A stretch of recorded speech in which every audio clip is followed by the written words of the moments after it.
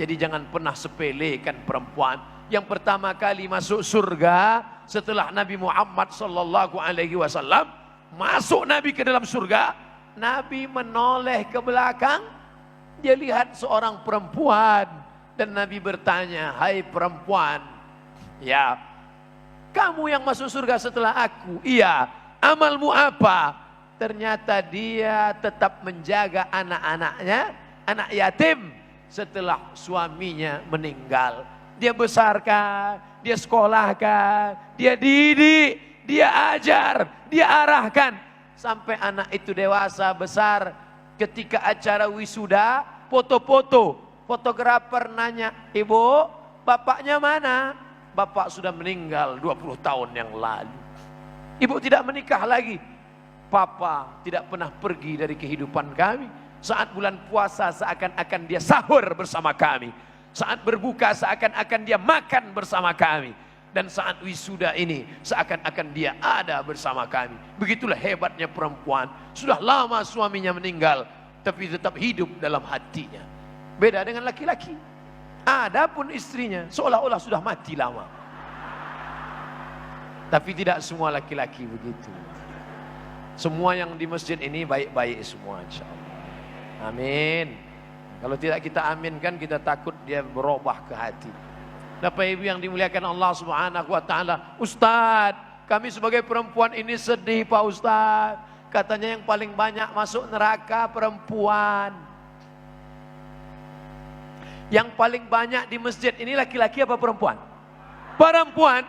Yang paling banyak di luar sana, di mall, di jalan-jalan, menurut sensus penduduk, laki-laki apa perempuan? Perempuan. Makanya masuk akal kalau yang masuk surga itu lebih banyak perempuan. Karena memang jumlahnya lebih banyak. Bukan menyepelekan perempuan. Itu jawaban Syekh Ibnu Utsaimin dari Saudi Arabia. Ketika ada perempuan yang menangis bertanya, "Kami ini katanya banyak masuk neraka." Perempuan di mana-mana banyak. Di masjid banyak, di pengajian banyak, di acara wirid yasin banyak, di dharma wanita banyak. Itu makanya laki-laki boleh banyak perempuan. Tenang. Dengan syarat dan ketentuan berlaku. Jadi jangan marah dulu. "Ustadz kalau gini ceramahnya mendingan saya pulang." Jangan. Karena pulang parkir susah. Duduk aja dulu, tahan-tahan kan. Kalau panas telinga ambil earphone dengar dulu. Laki-laki pemarah, emosional, bawaannya mau ngamuk. Begitu pulang, mana? Langsung ibu berselawat, beristighfar. "Astaghfirullah Rabbal baraya, astaghfirullah minal khataya." Akhirnya tenang si bapak. Kenapa? Karena sentuhan solawatnya, istighfarnya menyentuh hati. Berapa banyak laki-laki yang pemarah, yang ingin ngamuk. Begitu sudah ibu ngomong, tenang. Makanya jamaah selalu minta bantuan ibu. Kalau ada jamaah laki-laki suka marah-marah, Apa ini? Bu, tolong tenangkan. Ibu kan pawangnya kan. Di berbagai macam pengajian, ibu-ibu, bapak-bapak, pengurus masjid berkonflik antara ketua dengan sekretaris, antara bendahara dengan seksi keamanan. Tapi begitu datang ibu-ibu menyatukan mereka, mereka bisa duduk bersama. Apa yang membuat mereka bisa bersama? Ternyata ibu-ibu bawa makanan. Semua yang kelahi sudah mau ngotot tadi, begitu masuk, damai ya, damai. Enggak jadi dia marah. Perempuan perannya luar biasa dalam kehidupan. Tapi ingat-ingat juga, khuliqatil mar'atu min dhila. Perempuan itu diciptakan dari tulang rusuk. Tulang rusuk ini melengkung, bengkok. A'wajuha a'laha. Tulang rusuk yang paling bengkok, yang paling atas. Itulah asal muasal perempuan. Makanya jangan diikut perempuan. Laki-laki kalau terlalu banyak ikut perempuan nanti jadi laki-laki bengkok. Kalau kau luruskan, patah dia. In akhadta aqamtaha kasartaha. Kalau kau paksa lurus, krak, patah. Tapi kalau kau ikut, bengkok. Mungkin atas alasan itu sekarang banyak laki-laki tidak mau punya istri perempuan. Akhirnya dicarinya istri laki-laki. Na'udzubillah, na'udzubillah, na'udzubillah, na'udzubillah, na'udzubillah. Alhamdulillah bapak-bapak dari kepolisian kemarin berhasil menggerebek rumah mewah. Ditemukan di dalamnya laki-laki ganteng perkasa tapi melambai. Tegap, berotot, perkasa, serap. Pas ditanya, di mana alamat ini? Sana. Maka buatkan nanti, ini juga ada kontribusi perempuan. Makanya kalau anak itu laki-laki, masukkan silat, karate, taekwondo, aikido, judo, sumo, jangan. Karena sempak di luar. Ibu berperan membentuk laki-laki. Kau anak laki-laki, nak. Aku ingin kau menjadi anak yang gagah dan perkasa. Aku ingin kau jadi laki-laki, nak. Buat gerakan, apa judulnya? Be a man. Insya Allah, Bapak anggota Dewan kita siap mengajarkan mereka karate. Ada di hadapan Bapak Ibu semua. Yang mana? Yang paling berotot, itulah dia. Nama nggak boleh disebut, menjaga kode etik jurnalistik. Nah, maka ini juga. Jangan anak laki-laki dibelikan boneka Marsha and the Beast, dibelikan Hello Kitty. Ini nggak sesuai. Makanya yang ngajak sholat, suruh anakmu sholat. Umur 7 tahun suruh, umur 10 pukul, 7 suruh, 10 pukul. Yang ngadu ibu-ibu, Pak Ustadz nyuruh anaknya muda, nyuruh bapaknya yang payah. Menyuruh anak, tanggung jawab kita bapak-bapak. Hai para laki-laki, hai para suami, itu sholat anak, jilbab anak, tanggung jawab kita. Tapi karena ada perempuan yang baik-baik, yang lembut-lembut, mereka meringankan beban kita. Berapa banyak bapak-bapak yang dulu sombong, yang dulu angkuh, yang dulu pezina, yang dulu penipu, yang dulu pembohong. Di akhir ayatnya sakit, stroke, di rumah sakit, terbujur kaku. Siapa yang menyelamatkannya sehingga husnul khatimah? Ibu-ibu. Ibu tidak ada dendam, diambilnya bubur ayam. Makan ya Pak, makan Pak, sabar Pak. Nggak lama lagi, paling 2 kali Jumat lagi gol ini selesai. Bayangkan kalau ibu itu pendendam. Bayangkan kalau ibu itu pemarah. Dulu kamu sombong kan, rasakan. Tapi si ibu hatinya lembut. Dia maafkan semuanya. Akhirnya dibisikkannya ke telinga, la ilaha illallah. Mati. Dalam keadaan husnul, ibu sudah menyelamatkan 1 nyawa. Tidak jadi dia masuk neraka gara-gara ibu yang baik. Padahal kalau ibu mau jahat bisa aja. Dia lihat perawat tidak ada, sudah ada tidak ada, cabut jarumnya. Cekik. Bisa, tapi karena dia solehah, peran muslimah dalam dakwah. Dari mulai anak dalam kandungan, sampai menyusukan anak, sampai suami yang sakit menjelang sakaratul maut, bisa diselamatkan. Oleh siapa? Perempuan. Mungkin gara-gara itu juga lah banyak laki-laki yang ingin jadi perempuan sekarang.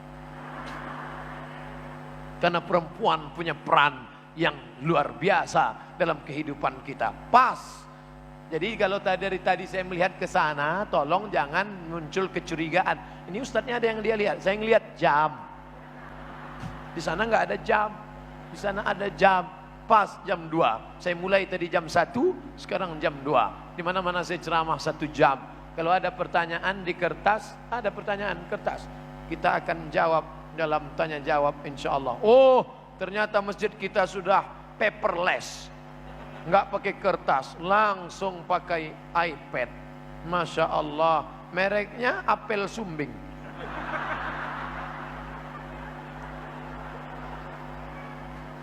Ana baca akhi. Masya Allah, touch screen.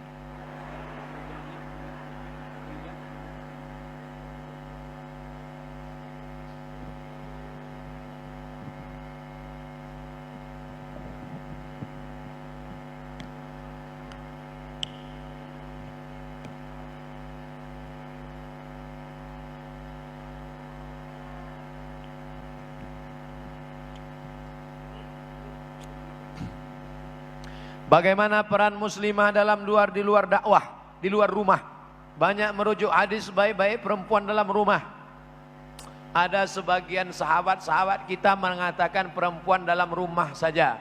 Membawa air teh untuk tamu pun tidak. Pokoknya dalam rumah. Yang belanja ke pasar laki-laki, perempuan dalam rumah. Waqarna fi buyutikunna.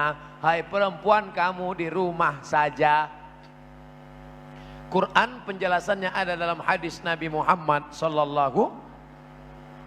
Suatu ketika ada seorang perempuan namanya Asma, pakai hamzah, Asma. Kalau Asma sesak napas. Namanya Asma. Asma saudara kandung Aisyah, anak Abu Bakar Siddiq, lain ibu. Ibu Aisyah Ummu Ruman.